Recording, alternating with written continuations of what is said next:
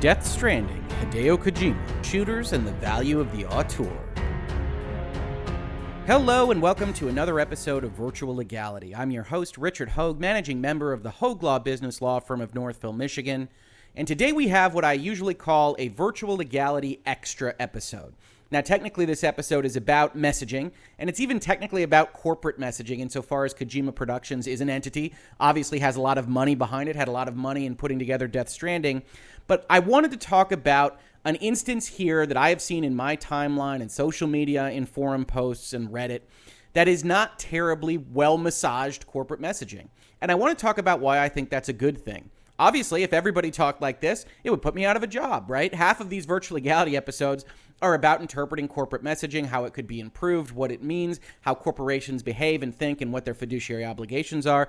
And Hideo Kojima, as the head of a new entity, has some of those obligations. But it's also clear that he doesn't have kind of the overarching bureaucracy that we expect from a really large enterprise, and that results in messaging and communications that is much more vetted, that goes through more lawyers, that goes through more public relations professionals. And I want to take this time in this video, or if you're listening to it in this podcast, to actually discuss the value of that, right?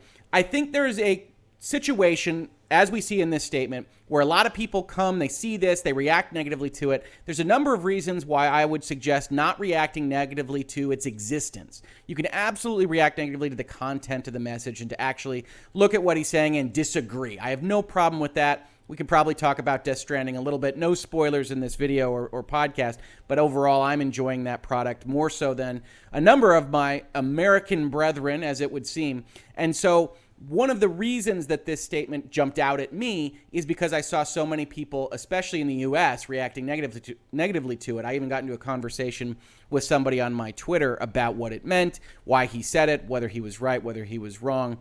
And overall, I think it's important to value people that are willing to go out with a statement that has at least a kernel of honesty.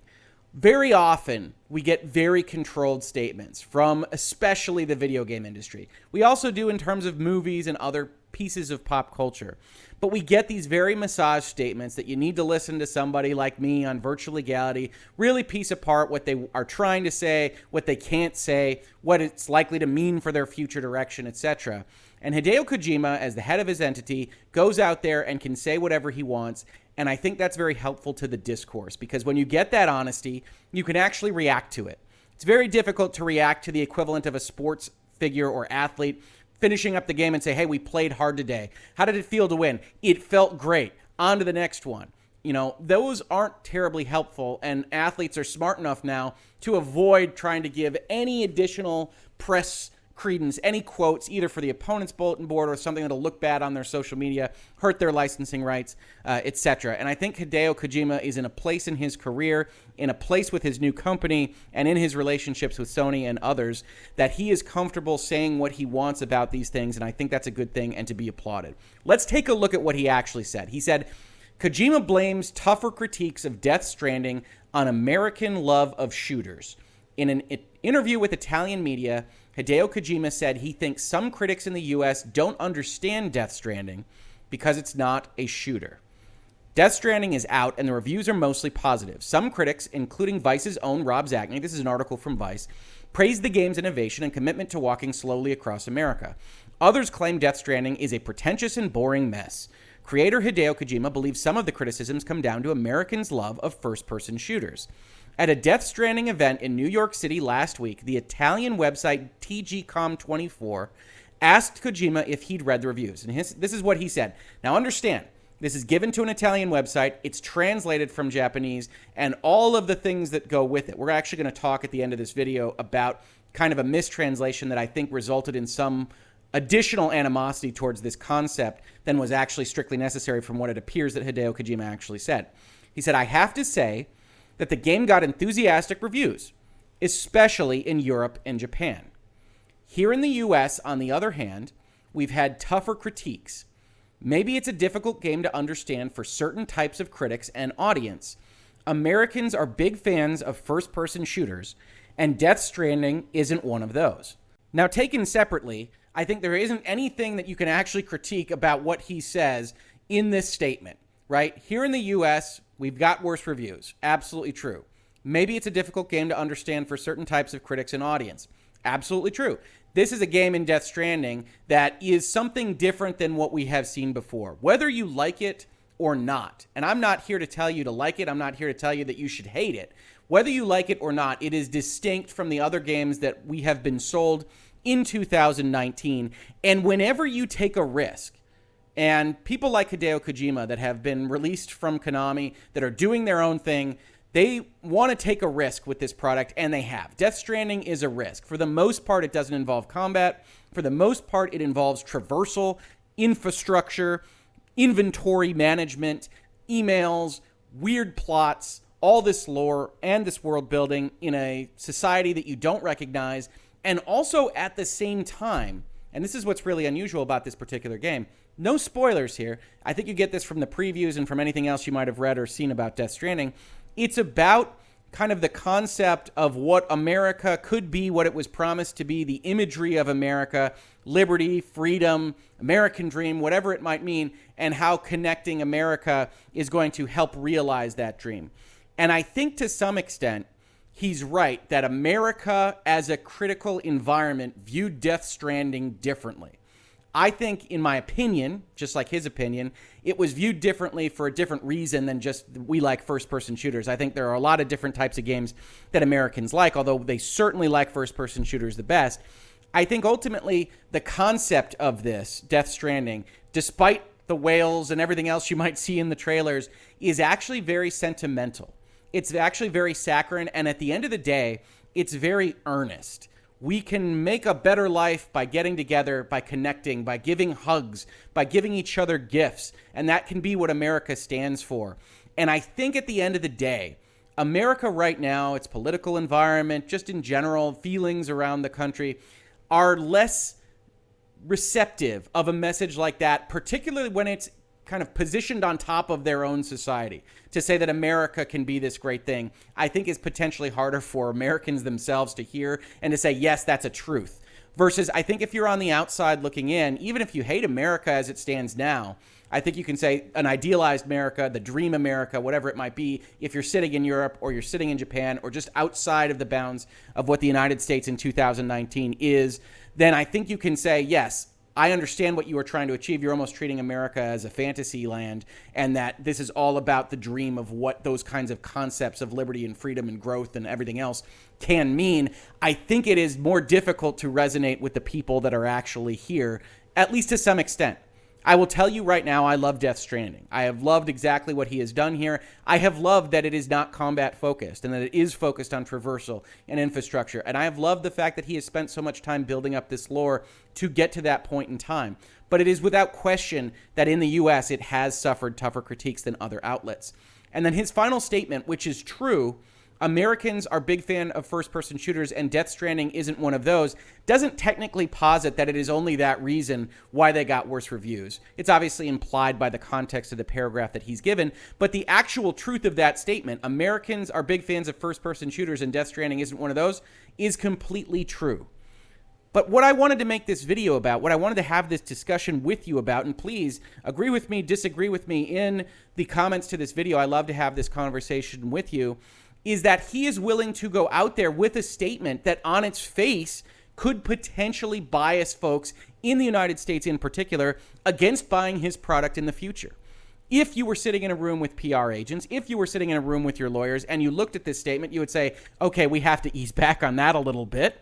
We don't have to impugn United States tastes or their critical tastes. We can say something nice about Europe and Japan and Italy in particular. Remember, this is to an Italian website, without kind of putting down the United States, which I think this is what it was read to say, and I think that's what is implied by the paragraphs here. But Hideo wasn't that careful. He wasn't vetting this. He is his own man, and Death Stranding is this kind of personal creation of his company. I don't mean personal to Hideo Kojima necessarily, although he's clearly the creative visionary on this, but also personal to what the people that followed him from Konami and who he put together to build this game put out there into the marketplace. Death Stranding is unusual. It has unusual things to say in 2019, and you should expect the defenses that they make of it to be unusual. And this is all a good thing.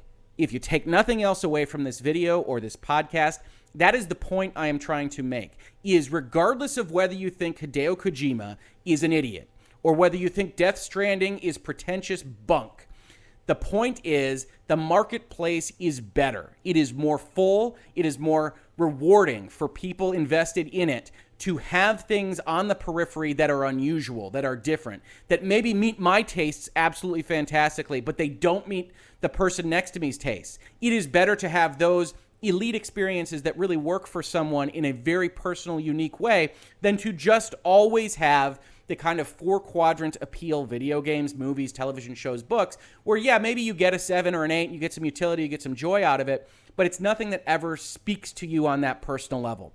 It requires risk. It requires risk-taking to go out there and make something that can speak to you on a personal level from a creative side. And it also results in commentary like this, where you get these honest opinions and you can react to them.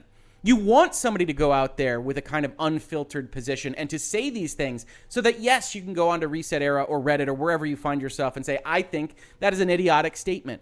But we want that. We don't want to squash those statements. We don't want to make people scared of having those statements, which I think the video game industry in particular has been afraid of for far too long. It's one of the reasons you don't see a lot of the credit going to what amounts to the showrunners for video games. You're getting that a little bit more. Hideo Kojima is a very, very unique example because of his position, because of the way that he really did go out there with Metal Gear Solid and at Konami and press for having his name associated with these products. I have a video earlier that we're going to reference really quickly at the end of this one that talks about him going out there and saying that Death Stranding was his personal product and people yelling at him for that, when I think the right way to interpret that is he is invested in every aspect of the game, not that he is doing it all himself. But he goes out there with those statements that you can react to, and that is a far better world, not just for virtual legality, but just in general for enjoying the industry or enjoying the hobby that you love so much, to have people being honest about what they did and how they came to those decisions, and not to go through the giant multinational corporations or legal departments to have these statements. He then said, and this is the finale of this statement, I don't want to over hit these points. He then said, but I have to say that Italians or French people have a different artistic sensitivity that allows them to appreciate this kind of very original product, not just in video games, but also in movies. And I think that was the second part that kind of got, where at least I saw Americans rankled up a little bit, is that he's saying Italians or French people have better taste than Americans. I don't know that he's saying that. He's definitely saying they have different tastes, and he's implying it. But what I would say here is that Hideo Kojima is open, he's honest, he's saying these things. He's also a businessman. And so look at who he's actually saying this to. It's to an Italian outlet. It's very normal when you're in these circumstances to say, all right, I said that thing, but now let me say something nice about who you represent, who your audience is, who you're talking to. Okay, maybe the U.S. likes first-person shooters, but you know who really has good taste in video games? The Italians. The Italians have great taste in video games. Isn't that right, Italian outlet? And so he's not silly about this. He's not just solely speaking his mind on these things, but this isn't necessarily aimed at attacking United States citizens. This is aimed at gilding the lily for the Italians to whom he is talking. And I think we have to be more generous about these things. I named this video The Value of the Auteur, not just because I love Death Stranding. I love to see people go out there with crazy things. I also love them to speak their mind and to be willing to say these types of things that we can react to, because the alternative, folks, is things like this. You know, I obviously did a very long-form Blizzard of Backlash series. If you're familiar with the channel, we talked all about how Blizzard kept stumbling and falling over itself to apologize or not apologize or to take any action on what happened with Blitzchung and their whole Chinese situation. If you're interested in that, it's 9 parts. I think it's 6 hours long. Go check it out. But one of the things I highlighted in episode 8 of that series was their actual quote-unquote apology that they gave to BlizzCon. And this is what a statement looks like when it's vetted by lawyers and by public relations professionals. And the main goal, the main thrust, is to try not to say anything. Especially try not to say anything that can be held against you or that could hurt our audience or mind share. So you get a statement like this. When I think about what I'm most unhappy about from this circumstance, there's really 2 things. The first one is we didn't live up to the high standards that we really set for ourselves. We're not as great as we could have been. And the second is we failed in our purpose, undefined. And for that, I am sorry, and I accept accountability. waits for applause. That's what you get when these things are overly massaged. And I want to avoid that. I want to live in a world where people are more willing to go out there like Hideo Kojima did and, yes, have disagreement, have reasonable disagreement, have good discourse where you say, Hideo, I disagree with you, even in forums where Hideo isn't necessarily watching, but to not just attack the notion that he was willing to make this statement at all. I think that there is value in this kind of independent thought, and it's something that the video game industry itself has been growing towards for a very long time. The other thing I wanted to address here is you might say, if you're familiar with the channel and you're familiar with my past talking about Star Wars, especially The Last Jedi, where really all of this at Hoeg Law started, is that you say, hey, Rick, you say auteurs are great, but you sure spend a lot of video time talking about how much you dislike The Last Jedi and what Rian Johnson did to it. And now, what I would say here is mark your timestamps if you're interested in this, because I'm going to say something nice about Rian Johnson. I don't have any problem with him going out there and wanting to deconstruct Star Wars, to do his own thing, to build something that he could put his personal stamp on. I think truly there are people to whom The Last Jedi absolutely speaks because it is so different from what Star Wars was before, and that deconstruction is useful to people. I, however, don't think it is useful in part 8 of a 9-part or 15-part, wherever it winds up with Disney, series, because deconstruction makes sense on kind of a side avenue and not following up on what has gone before.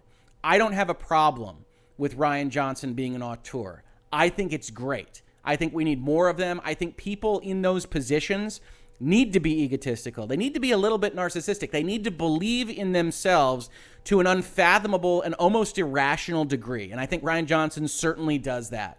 What I don't love is that the attacks of people that don't like his output. I think you've seen that in certain circumstances. And I think he's had to deal with a lot of toxic folks on Twitter or elsewhere. So I don't want to get into really the battles there. But I do want to say, yes, I don't like The Last Jedi. It didn't speak to me. If you don't like Death Stranding, I think that's fine. But I'm glad that Death Stranding exists. The reason I'm not glad The Last Jedi exists is because it's a continuation of at least part 7 of that series, and ostensibly parts 1 through 6 as well. And I don't think it fits in there, and I think it did a bad job. And I don't think that auteurism, taking exactly what you want out of a story and crafting it solely to your own vision, makes sense in that position in a series. So I don't have a problem with Rian Johnson, the auteur. I have a problem with him as the writer-director of episode 8 out of 9 of Star Wars. So auteurism, still valuable, but you gotta be interested in what you are actually aiming that vision at. And I think at the end of the day, you have to be careful about those things. Finally, what I wanted to say here in respect of Hideo Kojima and translation is that I have seen attacks on one translation of the comments that we're actually going to look at in just a second, that it appears were translated in error. I can't speak Japanese. I'm going to take on faith what Sony said about what Hideo Kojima said to this outlet in the next article. But I wanted to point out, I also did a video on this earlier regarding what he said about the fact that he was the visionary behind Death Stranding, that he had his hands in all these various aspects. I did a video on this. I highly recommend checking it out. But ultimately, the point is, we on the internet, we in life, we in the human experience need to be a little bit more empathetic, particularly when we're talking about translations, but even without translated sources. When we make comments, when we read comments, to look at it and try to say, what is the best good faith way I can interpret this statement? And as we did earlier with Kojima's statements about Death Stranding and about the U.S., nothing he says is untrue. There are implied critiques of U.S. taste that I think one can take, if not offense to, can at least look at it askance. But I think ultimately what he's trying to say is the market for America is not necessarily the same market as these other regions. And I think nobody would really argue that point. So let's be empathetic. Let's be generous about how we interpret these things. And when we see something like the following, this is, I believe, the original article from WCCF Tech about this statement from November 10th. And it had the quote as follows: Americans are great fans of first-person shooters, and Death Stranding isn't one. It flies higher. That it is understandable for people to say, wait, whoa, hold on. you're saying actually what we love here in America, you say that's our favorite form of the entertainment. This one flies higher than that. It's striving for more. And I'd argue Death Stranding probably is striving for more than the average Call of Duty or things like that, but I don't want to get into that argument right now. The point of this portion of the video is that, as you can see here from the update, it has been amended with regard to the high flyer part of the quote. Sony got in touch with us after checking the original interview audio and clarified that the exact quote by Kojima was, "In America, there are a lot of FPS fans. Maybe those fans are saying this is like a different game and are not rating it very high." And you can see the portions of the translation in terms of higher and how you might get to fly higher. Translation is a very difficult, complicated thing. Sony is saying this, and let's be honest, Sony's a big corporation, and they see this and say, oh, that's a problem. We're going to try to fix it. Or maybe this is actually, honest to God, the translation that Hideo Kojima tried to give when he was explaining this situation. And it is certainly the one that was repeated in the Vice article that we read at the start of this video. And the point of this is, yeah, fly higher looks wrong, but if we look at the other translations, that makes a little bit more sense. So again, we want to take an empathetic approach. We want to have these good faith conversations because ultimately it is of value to us to not only get authorship in our movies and video games in the products that we have, but also when you're going to have that singular vision, when you're going to have someone that is so responsible for what the game is, what the movie is, what the book says, you want to be able to have those conversations with them. You want to have the outlets ask questions of them. Not so much now when we're only a week out from the launch of the game, but especially in a couple months, you want to be able to get good answers and say, hey, what were you thinking about this weird part? And not have the director or the writer or the video game creator look at their lawyers and PR representatives in the room and say, I don't want to say anything that could get me in trouble. You want to dive deep into these things because that's how you get the most out of that content. And if you can't tell, if you haven't followed this channel, I love this stuff. I love narratives. I love thinking about not only what is presented to me in the video game or in the movie, but how it came to be, how it was created, what Hideo Kojima is trying to say, and what it means, how he arrived at that point. I love getting that insight, and I want to continue to encourage it. So when I see something like that statement to that Italian website, I see it kind of attacked throughout the internet. I just want to put out there in a Virtual Legality Extra like this one that it is a good thing that someone goes out there with what they believe and their statements about their product. And ultimately, we want that to happen because the alternative is you get something like the Blizzard of Backlash. You get somebody trying to think of every quadrant, every country, every audience at all times. You don't get the games you want. You don't get the movies you want. And ultimately, if you do even get something approaching what you want, you don't get any greater insight on it because they are so carefully vetted in what they are allowed to and what they want to say. That's been Virtual Legality for today. If you like this video, please like, please subscribe, please share it around with anybody that you think might be interested. Otherwise, if you caught this on YouTube, thank you so much for watching. I really appreciate it. And if you listen to it in its podcast format, thank you so much for listening. And I will catch you on the very next episode of Virtual Legality. Virtual Legality is a YouTube video series with audio podcast versions presented as commentary and for education and entertainment purposes only. It does not constitute legal advice and does not create an attorney-client relationship. If you have legal questions about the topics discussed, please consult your own legal counsel.